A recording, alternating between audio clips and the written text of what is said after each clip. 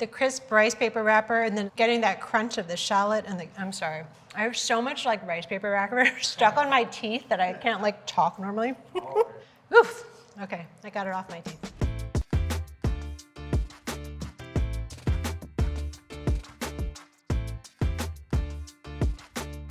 Hi, I'm Genevieve Ko. I'm here in the NYT Cooking studio and it's Dumpling Week. And today we're making Thai basil chicken dumplings with rice paper wrappers. The idea for these actually came from these Thai chicken dumplings that Anita Lo had created a few decades ago at this point. They were these super delicious dumplings with this really flavorful chicken filling, a lot of lemongrass in there.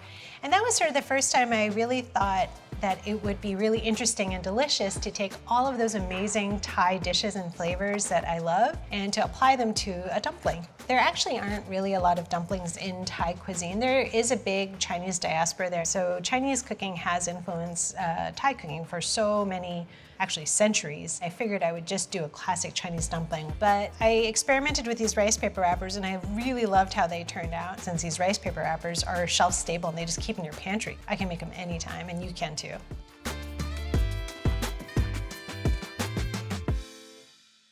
So I'm just gonna start by making the dipping sauce so that it has time for all the flavors to infuse. What I have here are all the sort of hallmarks of Thai cuisine, which is hot, sour, salty, sweet. So chilies for hot. Sour is just distilled white vinegar. I think people forget about distilled white vinegar, but it has such a clean, sour sharpness, really nice acidity. Soy sauce. And I want the aroma of garlic in there without actually eating it. So I'm just gonna smash these whole cloves so that they'll release their flavor. These are red Thai chilies, which are gonna give the sauce some heat. They're really spicy. I always like to wear kitchen gloves when I'm slicing really hot chilies. What I recommend is just taking one whole chili, you keep the stem on, and just cut a slit in it, and you can drop that in there, and that will just release like the mildest form of heat, but you'll still get the complexity of the chili. I would say like 1 chili for mild, 3 or 4 for a medium. And if you really like things spicy, as you can see, I'm going with all of these here, cut them crosswise. And in this case, I'm not even seeding them because you're not actually gonna eat these chilies. They're actually just gonna give the sauce their spiciness. So yeah, you're just cutting them into rounds. Not too big, not too small, because again, you don't actually wanna be eating these rounds. I mean, maybe some people do, but that would be pretty intense. I think there's some restaurants now that refer to this as Thai spicy. Honestly, if this was Thai spicy, it'd probably be like triple that amount. I'm just heating this up not to cook it per se, but mainly to dissolve the sugar that's in here. I'm just doing this over medium heat. So I'm just starting with the sauce because this will then have time to infuse all of that heat from the chilies and the aromas from the garlic, but really it's for all of the flavors to mingle. So I can see that there's no more sugar. This is done. So I'm just gonna actually leave it in the saucepan. This will also give it time to cool down. Napa cabbage is a great filler for dumplings because it adds this really naturally sweet juiciness. So I'm just gonna cut out the core. And instead of trying to chop this whole big guy at once, I'm gonna chop the leaves by stacking them. And then go ahead and chop it the way I would other things. So giving it a nice vertical slice, and then taking this whole stack and holding it tightly. And now you can go down pretty quickly and pretty easily down this line. This both gives the filling texture and again, a lot of moisture, which is really nice, especially when you're using ground chicken, because that can often be quite dry. Again, giving the stems a pretty fine chop between 1/8 and 1/4 of an inch. And then once you get to the leaves are obviously gonna be bigger, and that's actually okay because they're so frilly and soft, they're really just gonna break down. You just wanna make sure everything gets a little slice. I have all my Napa cabbage chopped here, and that was about 1 pound. The big thing that is really important is to actually salt it first. And in this case, I'm also salting it along with shallots. And I do that to draw out all of the water that's in there and to concentrate the flavors that are naturally in the vegetable.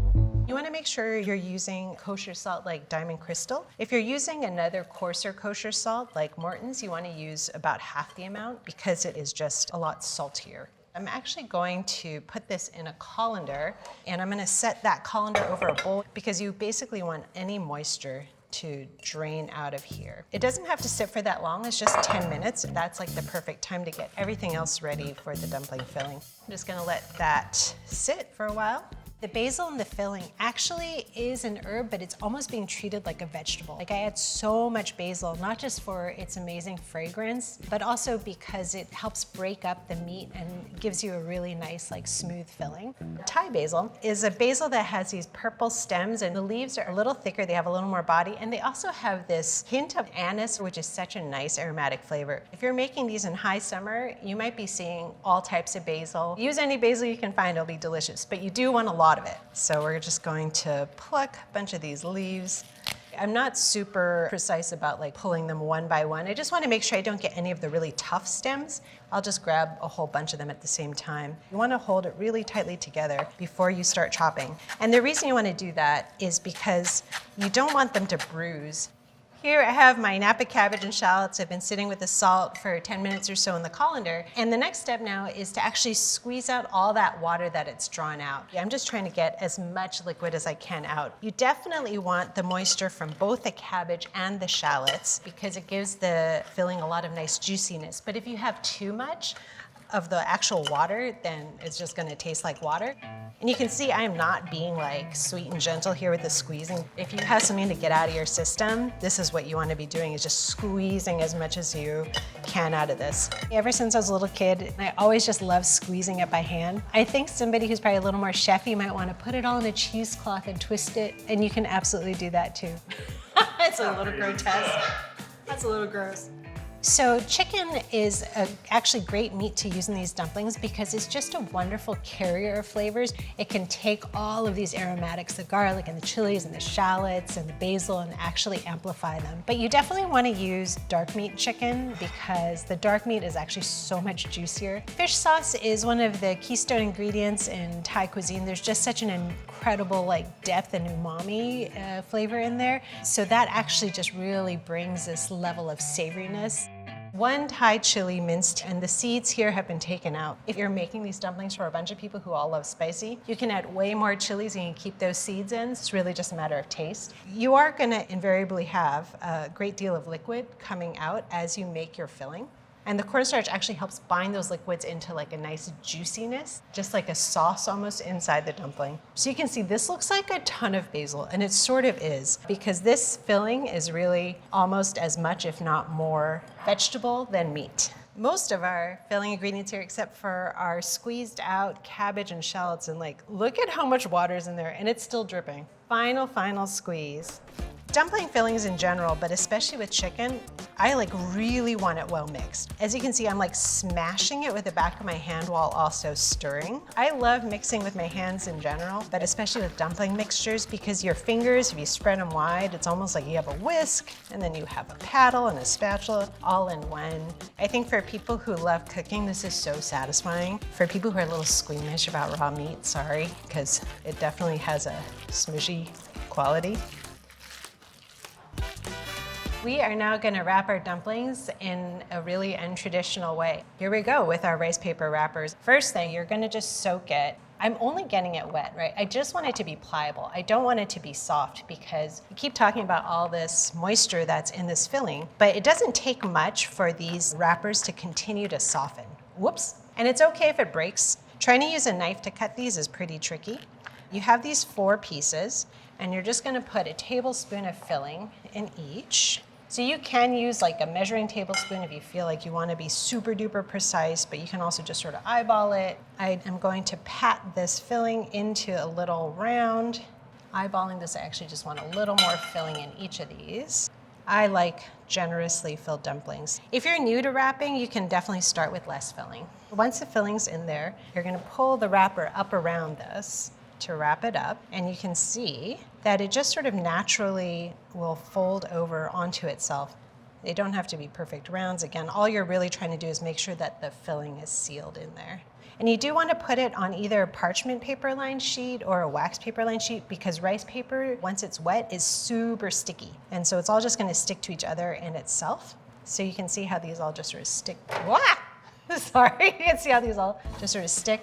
And I like to put it folded side down, but there isn't anything really that precise here, which is really nice too. So if you're intimidated by like trying to pleat a dumpling wrapper, all you're doing here is folding the wrapper over onto itself. If you want to try to make these like really perfect rounds, what you can do is pat this into a really perfect round. And if you really want to lean into your roundedness, you can give it a little squeeze around the edges. Another thing that can happen, especially if your kitchen is quite humid or if you've soaked the papers a little too long, they might tear. And if they hit some point where you can't fix it, just go ahead and throw the filling back into the filling bowl and throw away the torn or messed up wrapper. I love to fry them because then you get that really nice crispy outside, juicy inside. You want that oil to be about an 1/8 inch deep in your pan. So this is just shallow frying, you're not deep frying. The thing to look for when you're heating up oil to see if it's hot enough, it just starts to look a little wavy and shimmery. You don't want it to get to the point where it's smoking. I add them flat side down first. So when you hear that sizzle right away, you know that oil was ready. You want to space these about 1 inch apart in the pan because again, the rice paper is really sticky. So if these are too close to each other, they're actually gonna fuse together. What's happening here is you're getting some air bubbles between the filling and the wrapper, which is super cute. This is already beautifully brown, so I'm gonna go ahead and give that a careful turn. You really just want them to get nice and crisp and brown on the bottom, and they're just gonna take a few minutes per side. Because the filling is pretty flat, it cooks through really quick. Ah, see, that's what happens, they stick. Once you flip to the second side, I'm turning the heat down just a little because this stove is a bit stronger than mine at home because I want to make sure that we get some nice even browning and make sure that filling is cooked through. Interestingly too, with rice paper wrappers, sometimes when you get to that second side where it's all been folded, it's not sitting quite as flat as the first side, so you're not probably going to get the same amount of browning that you did on the first side. See how it becomes opaque and you see the fried oil bubbles? So it's okay if it doesn't actually brown all the way. And even if it's just a few little spots, you know that it's pretty much all set and good to go. And you can just transfer these to a rack. And again, that's gonna help them not stick. You can also just put them right on a plate. Again, you wanna space them apart a little bit just so that you're not actually going to get them to stick to each other. All right, so I'm super excited to eat these now. You sort of want everyone to have their own dipping sauce dish because you definitely want to double dip. I love it. I love that there are so many veggies in here. The crisp rice paper wrapper. I love that there's the crunch from the cabbage and the shallot still in here. Highly recommend double dipping that side that you just bit. The sauce has just that perfect balance of hot, sour, salty, sweet. And even if you only added one chili, even if you only added a chili that's like slit, you're still gonna get that nice fruity flavor from it. Happy Dumpling Week. You can find this recipe at NYT Cooking along with all the other dumpling recipes. Oh my gosh, these are beautiful. These are for sure Suli's dumplings. So good.